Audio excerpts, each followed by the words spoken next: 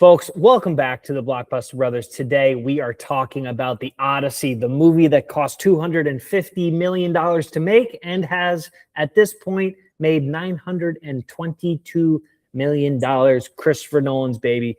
Brian, today we're going to talk a little bit about the good, a little bit about the bad, and perhaps some afterthoughts and maybe a rating. Brian, why don't you start us off?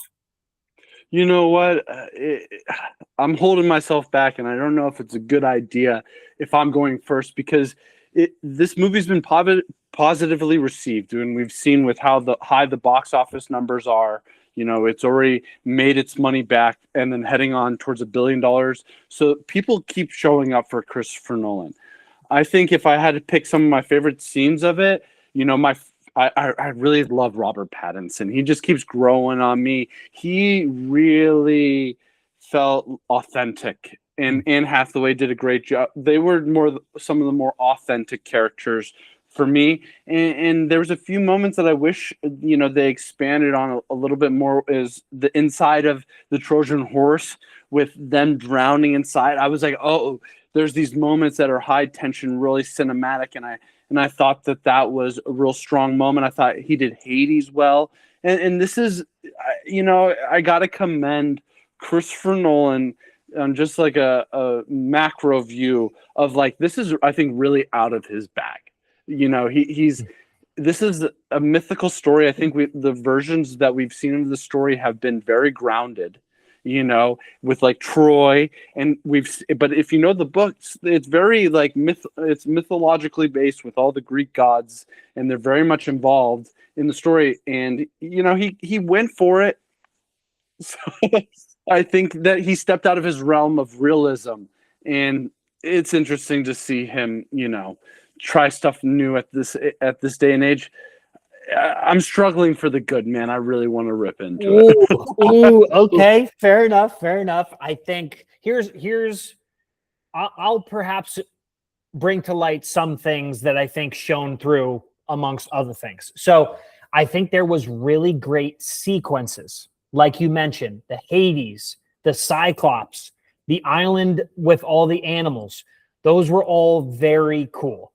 That was my favorite. The contorting of the face was my favorite moment that he did. Nice. And I agree. So I think his return was cool. I think my grandmother said something. She goes, well, it was such a production. And I was like, yeah, you're right. Like they went to all these locations. They did it real. That scene of them pulling the horse on the sand reminded us a lot of, it's not fair because I didn't tell you before, but a famous movie where they were using ropes. When we had too many drinks at the bar the other night.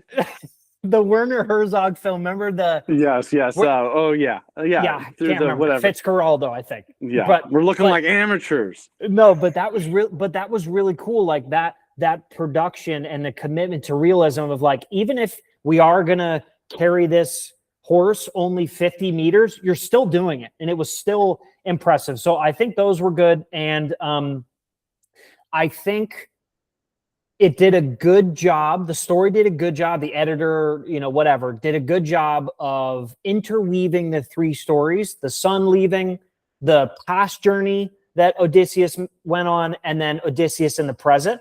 So I think those things were put together. Also, the sound effect of that was dope. The bow was dope. Cool. And sorry to jump into the bad because I really got to give it to it because this movie's getting a lot of hype, and I got to be honest, I was really disappointed in this. I thought this was the worst one he's done. I give it to him because your grandma's right. This was an epic, and epics have been a trademark and a niche of movie cinemas, like these big grand movies given to directors who have really established themselves, and Christopher Nolan's wanted to try that out. And that's, it was a spectacle of like all these cast members of like all these famous people, so it was a spectacle in all rights of just being like kind of this grand story with all these grand actors and actresses, which kind of leads me to the wrong thing is like, what the heck did they cast Matt Damon for, to be honest? Okay. We got to pause. We got to pause there because you're firing me up. But real quick, I wanted to ask, because I didn't bring it up, the best performance in the movie, hands down for me, was John Leguizamo, the blind guy in the movie. Did you like him? Oh, you know what? I thought he was a little heavy-handed. You know, he was. I just like felt like it was just like I was watching like High School Musical. Like these kids wanted to like. They finally got to do Shakespeare, and it was just like Robert Pattinson and Anne Hathaway were the only ones who like gave me authentic vibes of like, oh, they're not acting. Like this is like the job of an actor is to suspend disbelief. And I was, for a lot of moments with Matt Damon, Charlize Theron, that whole segment was real botched. And that kind of really ticked me off because Christopher Nolan has done characters with memory loss several times. Memento, Inception. And now you get another third go at retelling a story of a character, you know, and I think that was lost with all these different sequences. He was getting it and then losing it, spending too much time on it, just didn't have the right flow to it. And, you know, for me, I thought it just like it would get me in certain moments and then lose me. So, you know, and I think he's really missing Jonathan. I think Jonathan as a writer and his brother, you know, having a little bit more of a narrative help. You know, he's so powerful of a storyteller that he can pull it off. But I'm just missing the cohesion of his earlier work. So the bad for me, to piggyback off what you're saying, it's weird to say this, but this might be Matt Damon's best work. And I thought he was like the worst actor in the whole thing. Like I was so unconvinced.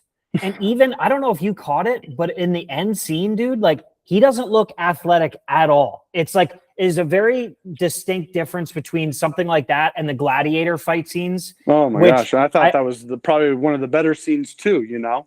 Right. So I think that my other bad notes were, I don't get Travis Scott out of there. Get him out, and you start with that, and that's how you start. Unacceptable. You know, really. I heard his reasoning for it. Yeah. I don't care, man. The guy. There's 7,000 other people that should have been in that role. Whatever. Moving on. The first fifth of the film, and you spoke to this. They really didn't let you sit, and it was quite disjointed. In the first 20, 15 minutes, it was like back, forth, and they never really like settled in.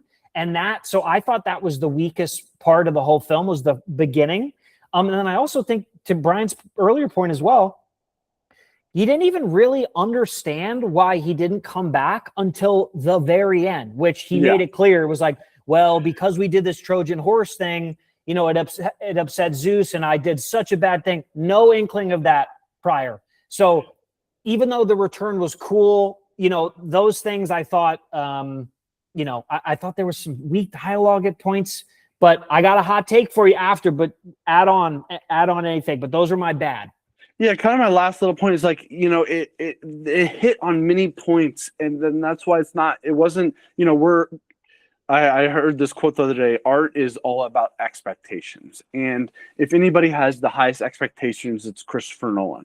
So this is expectations based off of the work he's done, which he set the bar is about, you know, super high. So, you know, I will say that, and I understand why people, you know, everyone in the theater was applauding, you know, for that. And, you know, I think you can watch and view art differently, but I thought Zendaya was kind of misused. I thought that was like the strongest element, is like, you've just ransacked the city and you killed, like, you've desecrated Athena, and now the gods are pissed at you.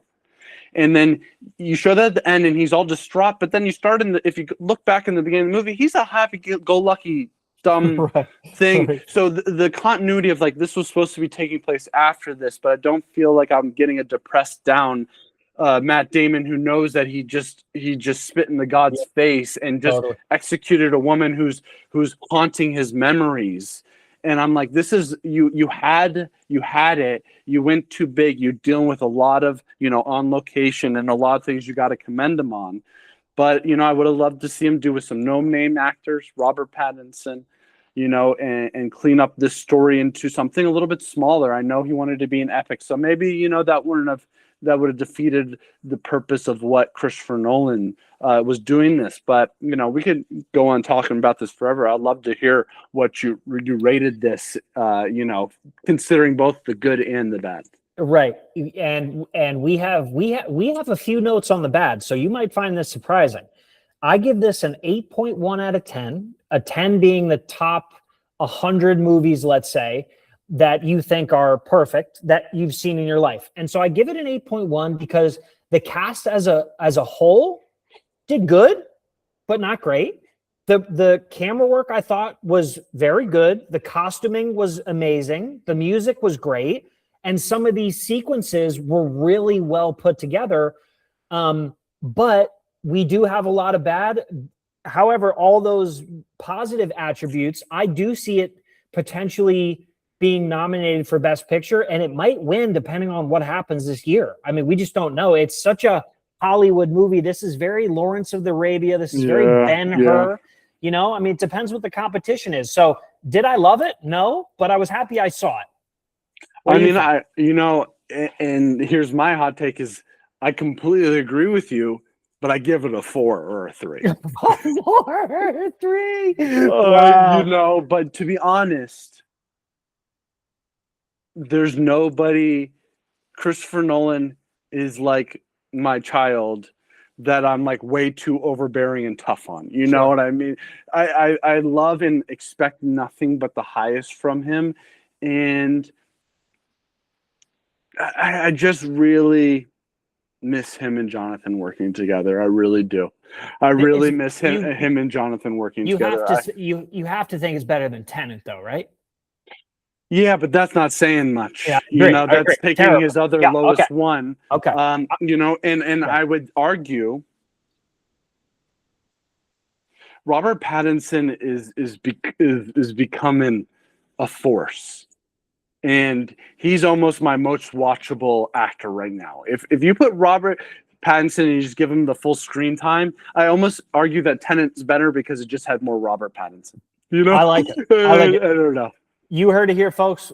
Executives at Hollywood, just give Robert Pattinson money and just put him in something. You heard it Batman, first. Keep giving him stuff because we agree on that. But anyway, thanks, folks, for watching the good and bad and some of our notes on the Odyssey. We appreciate you.